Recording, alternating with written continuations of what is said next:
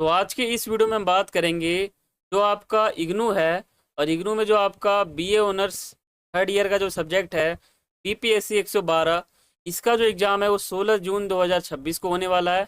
और आपका जो एग्ज़ाम है इसमें आप पेपर कैसे लिखोगे ताकि आपका अच्छा नंबर आए और आप कम से कम पास हो जाओ, ठीक है। ये मैं आपको इस पूरे वीडियो में बताने वाला हूँ।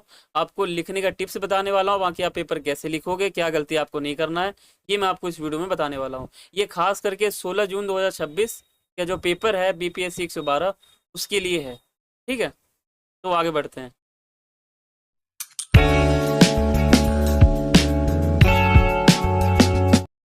स्वागत है आपका अपने YouTube channel smart education point पर, और मेरा नाम है अर्जुन। तो आगे चलते हैं। और आप मुझे सोशल मीडिया पे फॉलो कर सकते हो। टेलीग्राम चैनल का जो नाम है वो आपके सामने लिखा हुआ है, और इस वीडियो का जो पीडीएफ है वो भी आपको टेलीग्राम चैनल पर ही मिलता है, तो वहाँ जाके आप डाउनलोड कर सकते हो। बाकी फेसबुक और इंस्टाग्राम का यूज़र नेम आप सभी के सामने लिखा हुआ है। देखो, ये जो टॉपिक है इसको मैं दो भागों में बांटता हूँ। पहला जो भाग है वो है 5 गलती ना करें, और दूसरा जो है इग्नू के एग्जाम की कुछ बातें हैं वो मैं आपको बताऊंगा।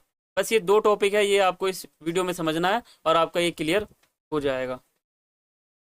जो पहला टॉपिक है वो है 5 गलती ना करें। जो पहला गलती है जो अक्सर सब लोग करते हैं वो है अक्सर साफ साफ नहीं लिखते हैं। अगर आपको आंसर आता भी है और आपने साफ साफ नहीं लिखा है तो जो एग्जामिनर जो चेकर है जो चेक कर रहा है वो जो है उसको दिखेगा नहीं कि आपने कैसे क्या लिखा है। उसको समझ में नहीं आएगा कि आपने कौन सा शब्द लिखा है, क्या लिखा है, वो समझ में नहीं आएगा। तो आपको ये साफ साफ लिखना है। आपका जो अक्षर है वो आपको साफ साफ दिखना चाहिए, ठीक है। आपने कुछ भी लिखा, बस आपको जो शब्द है वो दिखना चाहिए कि हाँ मैंने ये लिखा है और ये ऐसा है। क्लियर दिखना चाहिए कि ये हाँ है, ये का है, ये कुछ है, ऐसे दिखना चाहिए, ठीक है। तो उत्तर साफ साफ लिखें, ये गलती ना करें। तो दूसरा गलती है वो है शुद्ध लिखने का प्रयास करें। हैंड राइटिंग जो है वो बिल्कुल सही होना चाहिए, ठीक है। ऐसा होना चाहिए एकदम क्लियर। हैंड राइटिंग आपका बस साफ होना चाहिए, क्लियर होना चाहिए, दिखना चाहिए जो पेपर चेक कर रहा है उसको, ठीक है। ये गलती ना करें। और जो तीसरा गलती है वो दीर्घ प्रश्न का उत्तर पॉइंट में लिखें। अगर आप जैसे मान लो यहाँ पर आपका 20 नंबर का एक क्वेश्चन आता है, टोटल आपके 5 क्वेश्चन होते हैं, ठीक है। 20, 25, 100 नंबर का आपका पेपर होता है। तो आपको कोई भी क्वेश्चन करना होता है वो 20 मार्क्स का ही होता है, बहुत ही लंबा क्वेश्चन होता है, और कम से कम आपको 4 से 5 पेज में ये आंसर करना होता है। तो जो ये लंबा क्वेश्चन होता है इसका आंसर आपको कैसे लिखना है, इसका आंसर आपको लिखना है जैसे मान लो आप क्वेश्चन पढ़ते हो और क्वेश्चन पढ़ने के बाद आपको पहले प्रसंग बनाना है, और प्रसंग बनाने के बाद आपको बॉडी में लिखना है कि आपका जो क्वेश्चन है उसमें क्या पूछा गया है, ठीक है। लेकिन आप आंसर दोगे तो वो पॉइंट टू पॉइंट दोगे। अगर आप महत्व बता रहे हो तो पहला पॉइंट, दूसरा पॉइंट, इससे क्या होता है क्लियर दिखता है। अगर आप उसी महत्व में पहला पॉइंट बना दोगे और आप टाइटल नहीं लिखोगे, सीधा लिखने लग जाओगे, तो वो सही नहीं है। उसमें समझ नहीं आएगा कि इसमें बताया क्या जा रहा है। और अगर टाइटल लिखा जाता है तो टाइटल देखकर ही समझ सकते हैं कि इसके अंदर क्या बताया गया होगा, ठीक है। तो टाइटल में लिखोगे, हेडिंग में लिखोगे तो आपका बहुत ही ज़्यादा फायदा है, ठीक है। और कई बार क्या होता है कि अगर आपको क्वेश्चन का आंसर नहीं भी आ रहा है तो आप उस क्वेश्चन से मिलता जुलता कुछ भी पॉइंट बनाकर लिख देते हो, तो भी आपको कुछ ना कुछ नंबर मिल जाता है, ठीक है। क्योंकि थ्योरी का एग्जाम है, ये कोई एमसीक्यू तो है नहीं कि सही या गलत होगा। इसमें आप अगर हल्का फुल्का भी सही लिखते हो या कुछ भी सही लिखते हो तो सही का आपको नंबर मिलता है और गलत का आपको नंबर नहीं मिलता है, ठीक है। और बाकी एंड में आपको निष्कर्ष बनाना है। जब आपने क्वेश्चन पूरा कर लिया तो एंड में आपको हल्का फुल्का निष्कर्ष बनाना है कि इस क्वेश्चन से क्या निष्कर्ष निकला। जो चौथा गलती है वो है ज़्यादा कट ना करें। जब आप पेपर लिखते हो तो आपको ज़्यादा कट नहीं करना है, आपको क्लियर लिखना है। अगर आपसे गलती हो जाता है तो आप एक छोटा सा ऐसे कट बनाओगे बस। अब ऐसे गलती नहीं करोगे तो बहुत ही ज़्यादा अच्छा है।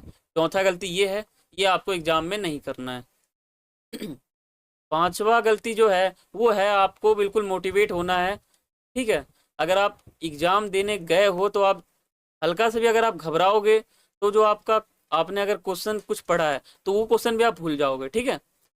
तो आपको बिल्कुल होपलेस नहीं होना है, आपको एकदम क्लियर पेपर देके आना है। ये जो है सबसे बड़ा गलती होता है।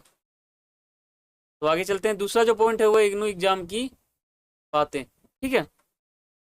देखो, जो इग्नू का एग्जाम होता है वो आपका साल में एक बार होता है, और एक बार ही आपका 100 मार्क्स का पेपर होता है। और एक जो क्वेश्चन होता है उसका 20 मार्क्स होता है और आपको 5 क्वेश्चन करना होता है। इस प्रकार आपके 100 मार्क्स होते हैं। ठीक है।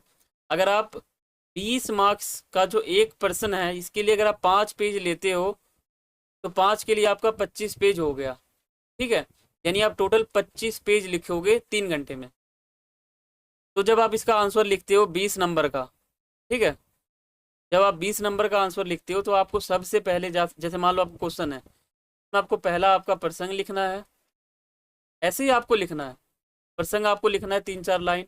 फिर आपको जो क्वेश्चन में पूछा गया है, अगर महत्व पूछा गया है तो आपको महत्व लिखना है। और फिर आपको पहला महत्व को हेडिंग बना के यहाँ पे आपको पूरा एक्सप्लेन करना है। फिर जाके जो है दूसरा महत्व, यहाँ पर आपको हेडिंग बना के पूरा एक्सप्लेन करना है। फिर आपको निष्कर्ष लिखना है।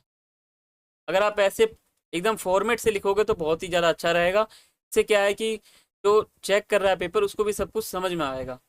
ठीक है, प्रसंग हो गया और जो आपका क्वेश्चन था वो हो गया पॉइंट टू पॉइंट, और निष्कर्ष हो गया।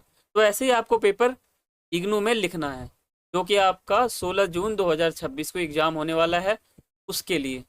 तो यही गलतियाँ थी जो मैंने आपको इस वीडियो में बताया है। आशा करता हूँ आपको वीडियो बहुत ही अच्छा लगा है। अगर आप चैनल पर नए हो तो सब्सक्राइब करें, वीडियो को लाइक करें, शेयर करें और कमेंट करके मुझे बताएं कि आपको वीडियो कैसा लगा है। ठीक है, तो आप सभी को 16 जून 2026 के एग्ज़ाम के लिए ऑल द बेस्ट।